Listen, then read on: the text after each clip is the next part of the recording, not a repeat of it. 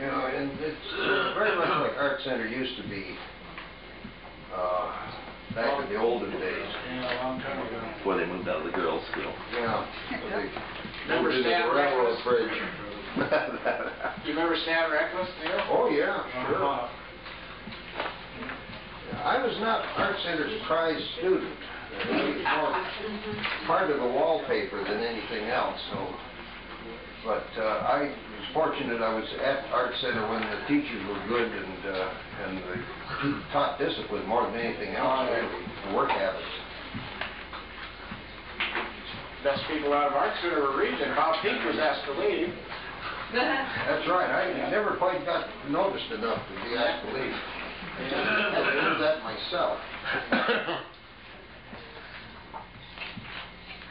I was always grateful. They made it very difficult for me to come back, though. I'd gone up to Alberta and drawn toilet seats all through one winter in Edmonton and decided that possibly this wasn't what I really had in mind. So I phoned Art Center and said, could I come back and take their master's program? God knows why. And they said, certainly. So I went back down and they said, well, you're back late.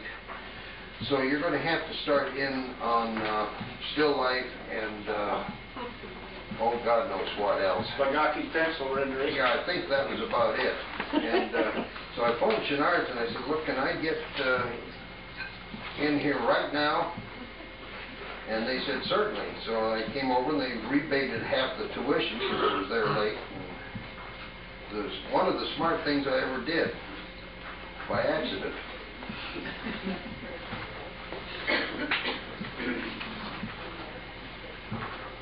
You had a teacher, you were saying at Chenard that led you down this color path that you're now following pretty much? Yeah, he just happened to luck into him. We were both riding the same bus from Santa Monica.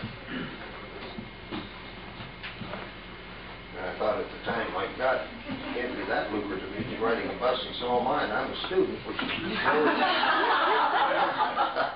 our student's pretty damn far down on the food chain.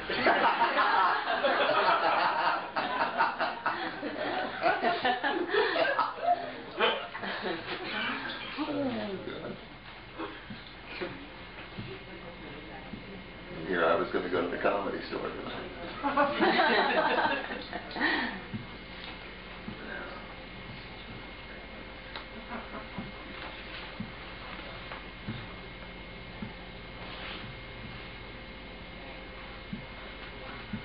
Yeah, I'm just warming up the flesh tones. Actually, not really warming them. I'm just pushing them over towards kind of a standard flush look to it, as near as I can.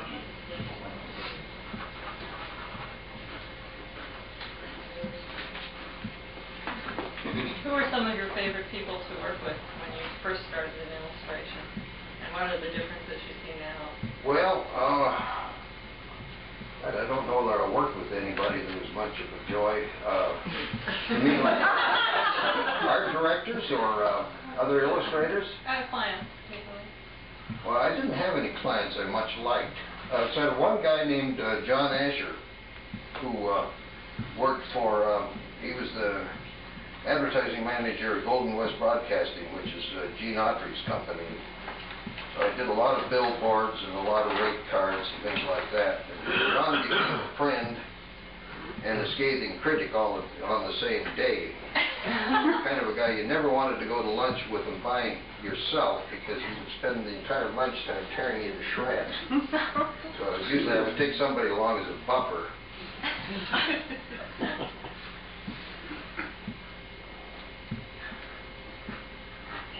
And I had a lot of good clients that disappeared when you least expected it. You could never count on a client being around more than 15 minutes.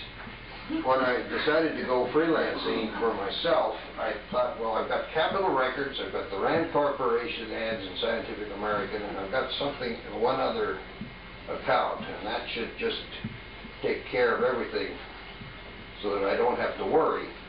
And within 3 months, I'd lost 2 of them.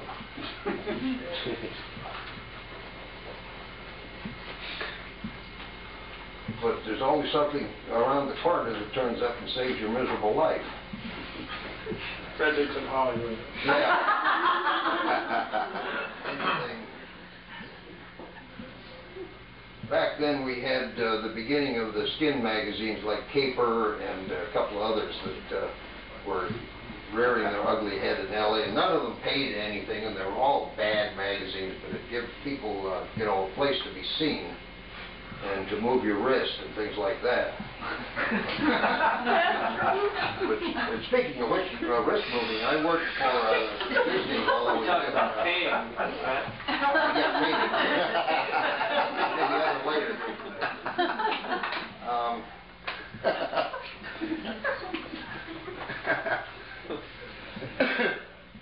When I was at Chenard's the last year or so, I worked for an outfit called Western Publishing, or Whitman Publishing at that time, which handled all of Disney's publications. So I got to do all the round bottom animals in various attitudes and such like. Hated me because I was the only student there that wore a suit. Because I never knew when I'd get a call to go in and pick up a big job. And I did classics like Mickey Mouse Flies the Christmas Mail and Donald Duck Goes to Disneyland. We all had a tour of Disneyland before it even opened, which was pretty exciting. With Walt leading it. Wow. Well, you're doing the advertising? No, this was their books, kid books. And remember, I did one entire book about the mice, and I left all the tails off.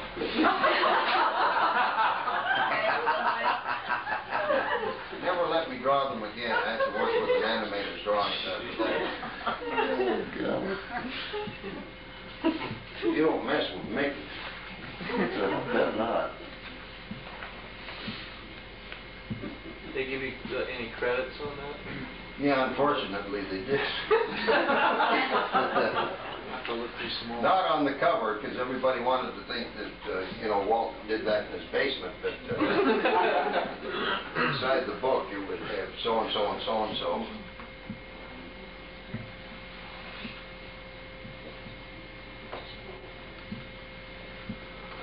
Oh, right. Let's see, where am I? How are we doing time-wise anyway? It's about 5 to 9, so you've been on it about 40 minutes or so. 40 minutes, Something like we've got that. another, what? Do you want me to hold you to your hour and a half? That would... Yeah, why not? I'm just wondering whether we could take this a real quick break here so that I can get back and see what kind of damage I've done. No, I think that's a prudent idea. Now, does that photograph have the great breakup of darks and lights and abstract quality, or are you... What? Oh yeah, it's all there in the photograph. Oh, It's been a better damn thing. Original plot since 1937. No, it's all in there. God almighty. But are all these people doing your